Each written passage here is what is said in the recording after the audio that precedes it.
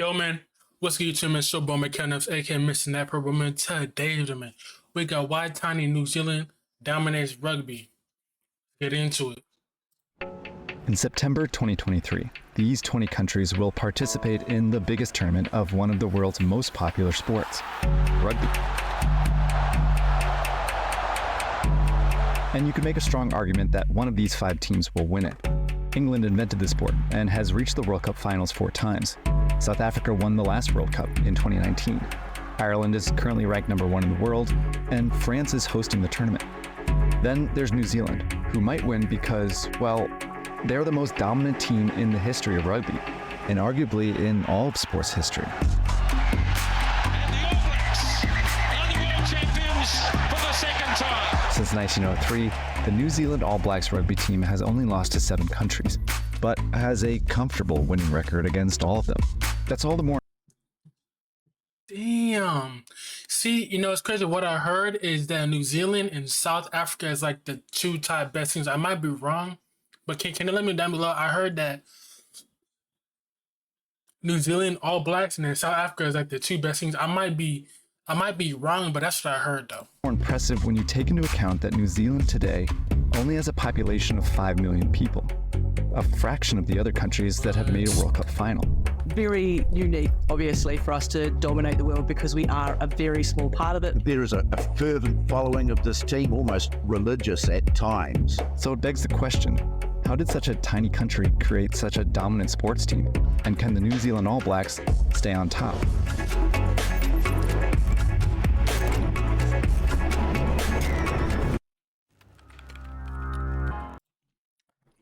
Hey man, y'all let me know what y'all think for real.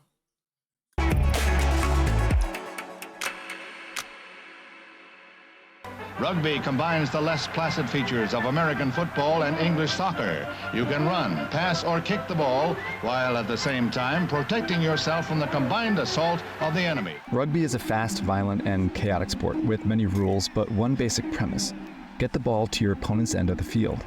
The modern form of the game was invented at a school in Rugby, England, around 1820. At the time, England had a world-spanning empire, and it introduced rugby to its colonies, like South Africa and Australia in the 1860s, then New Zealand in the 1870s, where it became especially popular. When rugby came to New Zealand, it came from origins in the UK, where it was very much related to class structure. The elite schools played rugby in the UK. See, it's crazy, y'all. I have never knew that rugby was invented in England. I have never known that. I never knew that rugby was invented in Rugby, England. I have never known that. That's crazy. Tony Johnson is a rugby expert, author, and TV broadcaster in New Zealand. Welcome back, and Caleb Clark is in! When it came to New Zealand, it really was the game for everyone. It didn't matter where you came from, what school you went to, you had a go at this game. That included New Zealand's indigenous population, the Maori. They formed rugby teams almost immediately, and as early as the 1880s, a mostly Maori rugby team called the Natives played matches in other countries. It was indeed a Maori person, Tom Ellison, who first came up with the idea of New Zealand wearing this black jersey. Those jerseys are how New Zealand's national team came to be known as the All Blacks. And in 1905, they set off across the ocean to play matches, which, when played between countries, are called tests. The All Blacks surprised everyone by playing a faster, more expansive, and far more organized style of rugby than had ever been seen before. They played 35 tests, and they only lost once. A success that not only changed rugby, but also how the world saw New Zealand. New Zealand was starting to search for its own identity. This was the start of it. This was New Zealand.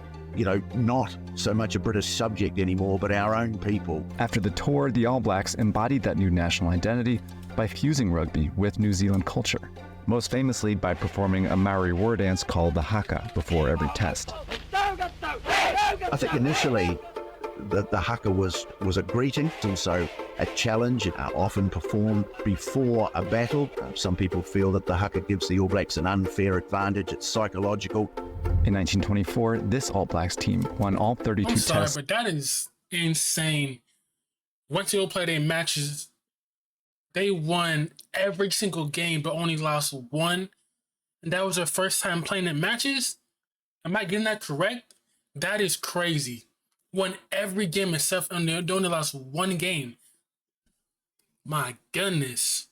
On an overseas tour, earning them the nickname the Invincibles. They raised New Zealand's expectations for the All Blacks from simply winning to dominating world rugby. The superlative All Blacks rugby machine. They once more confirmed their absolute supremacy. World champion, the New Zealand War Machine, all set to join the other nations who've fallen before the invincible All Blacks.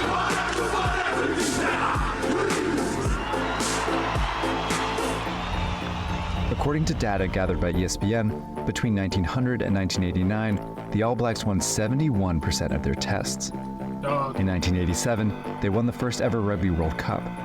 Then from 1990 to 2009, the All Blacks achieved a staggering 80% win rate. When they did lose, they always turned things around by developing new strategies. You know, we're not the biggest people in the world. The South Africans produced these giants. England, a very sort of gym-trained muscularity about them. But what we do have is a combination of athleticism, skill, but also be willing to try something just a little bit out of the ordinary. More than 100 years after it started playing rugby, this small country of a few million people was still producing the best rugby players in the world, year after year.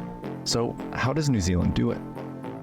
To make this video, we needed to do a ton of research, which meant going a lot of different places on the internet, which you may or may not have noticed has become kind of sketchy. A lot of people out there are getting a lot better at stealing your information, stealing your data, and tracking you on the internet. He think he's slick. Yeah, not your squad. He think he's slick with this ad. I didn't even see that coming. That's a good one. He think he's slick. Yeah, that's a good one. You know, boys and girls. Alice Soper is a rugby player and journalist. You can be 6, you know, so like 5 or 6, and they play something called Ripper Rugby, which is like a primer to the tackle where they have flags on their shorts. Ripper Rugby teaches kids how to run, pass, and catch, and it's how New Zealand maximizes the number of people who try rugby, thereby maximizing the pool of talent, entering a pipeline that feeds the All Blacks. By the time kids turn 13, they're playing tackle rugby and join club and school teams. Many high schools, called colleges in New Zealand, field multiple teams, again, to keep as many playing as possible. But the best boys play on their school's top team, where the best of the best are increasingly identified as potential future All Blacks. You could almost liken it to college sport in the United States. You're watching Land Rover First 15 Rugby, where we show you the stars of tomorrow today.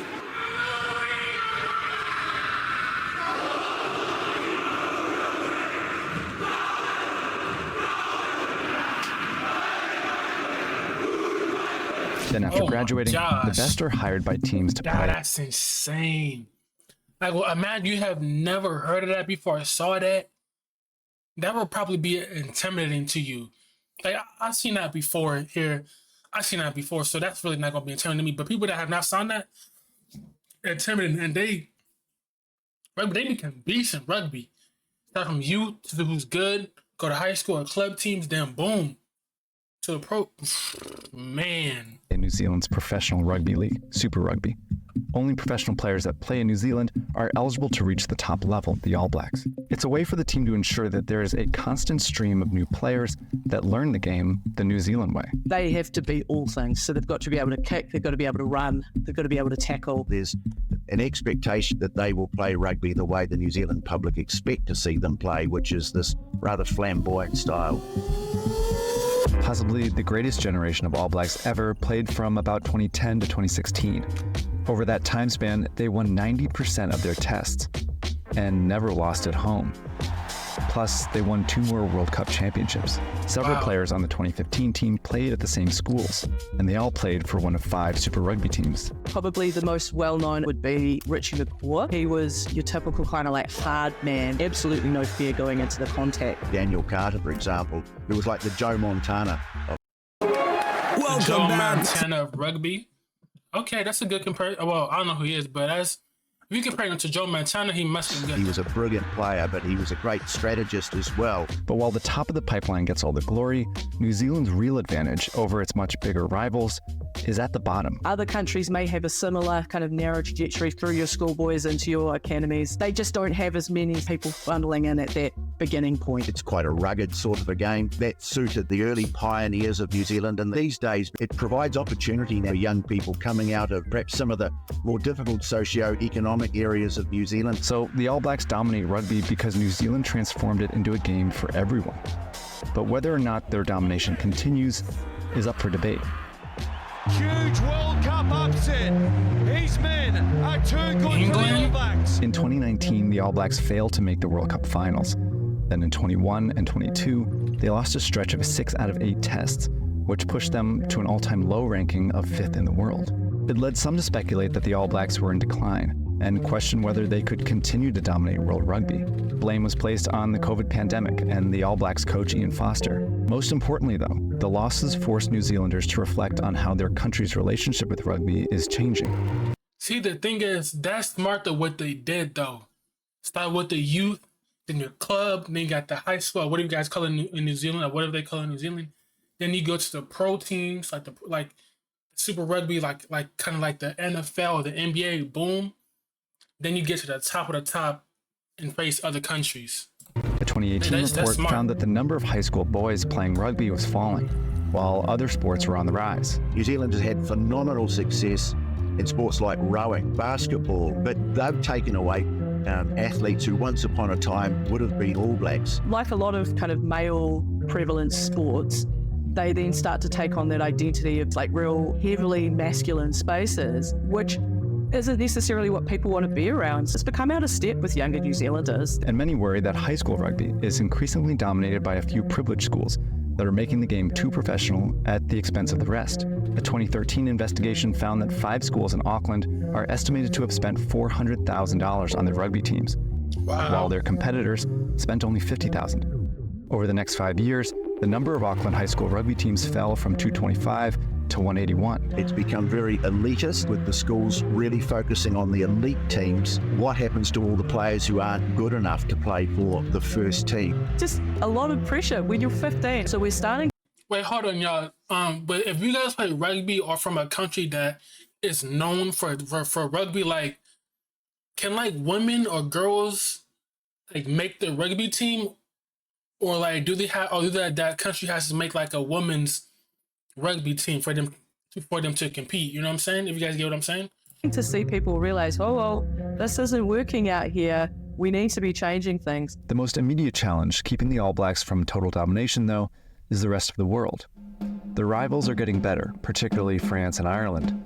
Additionally, professional rugby leagues in Europe and Asia are getting very popular, and they're attracting a lot of New Zealand's players, making them ineligible to play for the All Blacks. And even the lure of that black jersey for some players simply isn't enough when they think they can set themselves up for life. In England, you've got a couple of Kiwis that are over there. If you look at the European teams, same thing there. Japan, currently run by a New Zealander. We put our people everywhere, and then we're surprised when they start to know our tricks. So while the loss of these players may hurt the All Blacks' ability to win tests, it does ensure that New Zealanders will continue to remain at the cutting edge of rugby well into the future. Now, even though the popularity of boys rugby may be falling in New Zealand, the popularity of women's rugby there is exploding, and the women's All Blacks team is number 2 in the world. Thanks again for watching episode 3. This was a fun one to do. I'm so sorry, y'all. I'm so sorry. There is a women's rugby team. I'm so sorry. My bad, y'all. Anyways, let me know what y'all think down below. Did y'all like it? Comment down below what y'all liked about the video. Comment down below if you guys think I said something wrong. I do take criticism. I do want to get better at the sport. So let me know down below in the comments down below, man. I'm out.